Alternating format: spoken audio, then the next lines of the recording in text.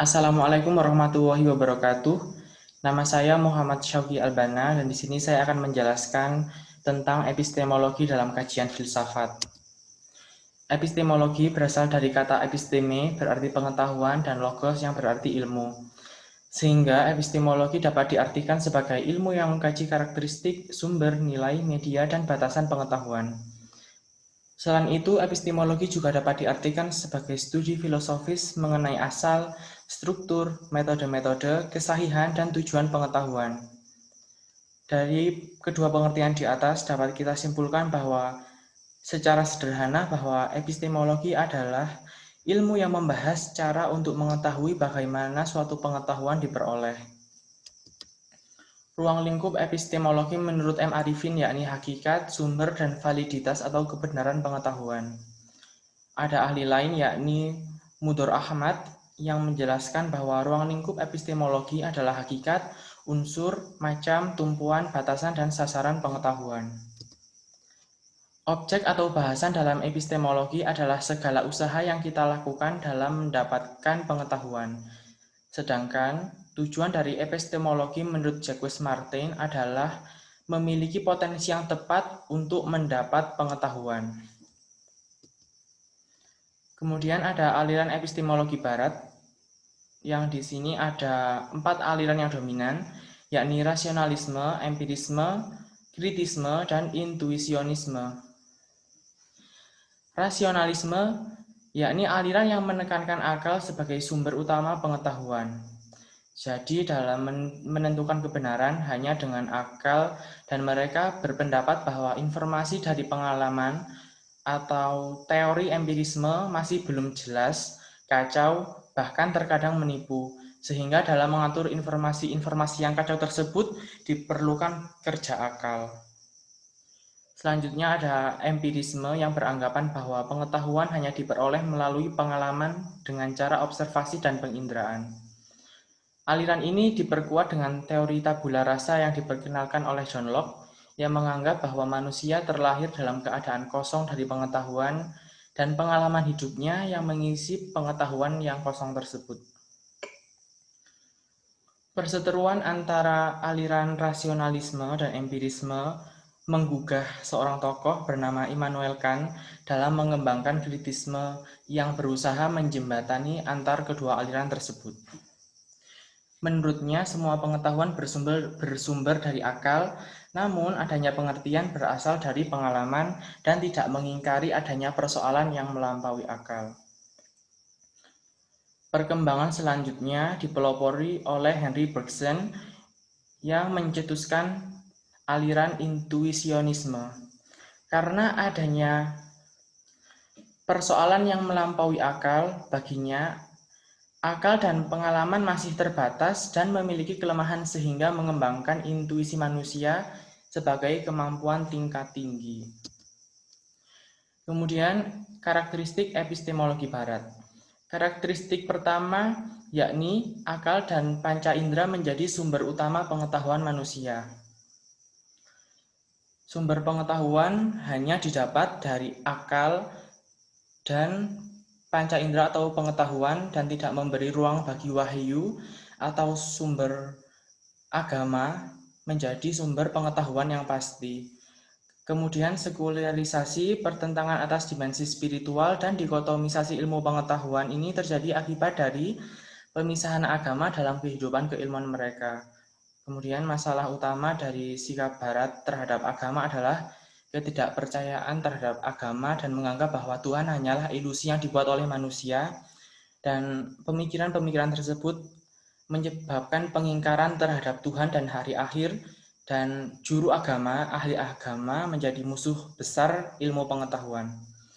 Kemudian selanjutnya ada antroposentrisme, yakni pandangan yang menempatkan manusia sebagai pusat alam semesta. Pandangan ini memiliki efek bahwa lingkungan hanyalah alat untuk kesejahteraan manusia, dan setiap kebijakan yang menyangkut lingkungan hidup harus dinilai berdasarkan kepentingan manusia. Kemudian ada ketidakpastian ilmu. Ini terjadi karena epistemologi barat mengangkat keraguan atau syak sebagai kaidah dasar dalam memperoleh kebenaran.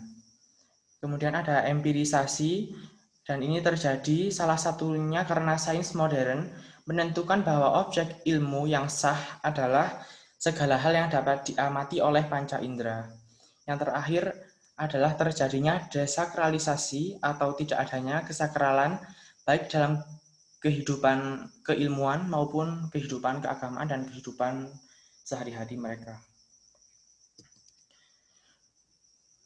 Kelemahan epistemologi barat ini yakni kepercayaan mutlak pada akal sebagai pedoman kehidupan, tidak percaya kepada Tuhan, ya itu ya, pandangan dualistik, sekulerisme, dan humanisme, dan eksistensialisme sebagai nilai tertinggi. Kemudian dampak negatif dari epistemologi barat ini jelas ya, ada 3, sekulerisme, liberalisasi, dan ateisme. Kemudian ada epistemologi Islam.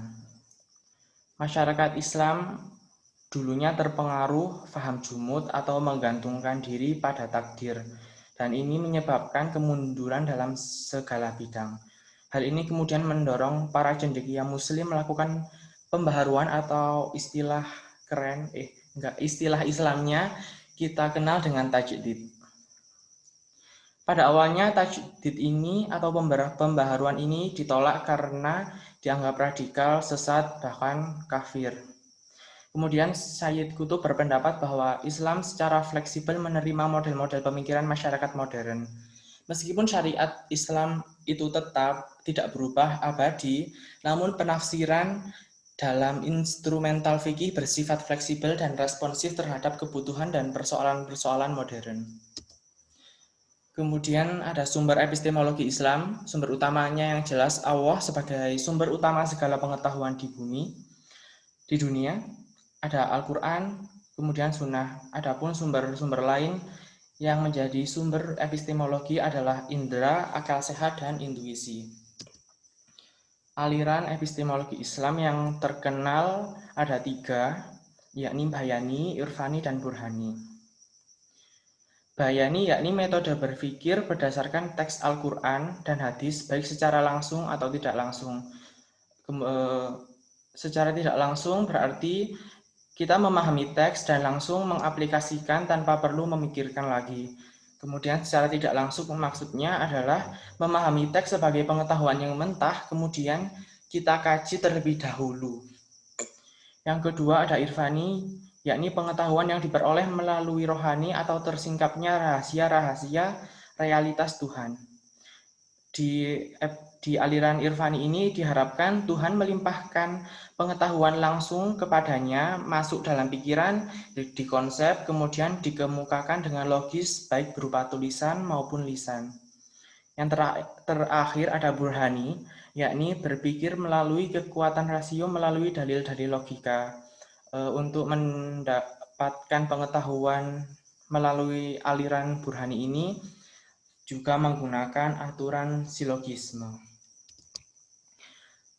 Perbandingan antara aliran Bayani, Irfani, dan Burhani bisa teman-teman lihat di tabel berikut ini.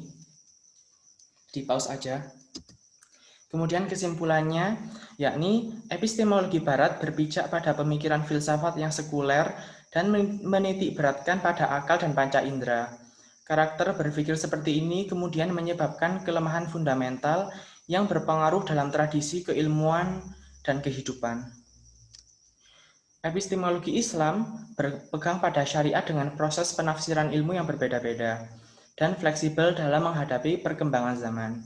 Kerangka berpikir bahwa sumber ilmu adalah Allah menjadikan tidak ada pertentangan dalam hal pengkajian ilmu pengetahuan.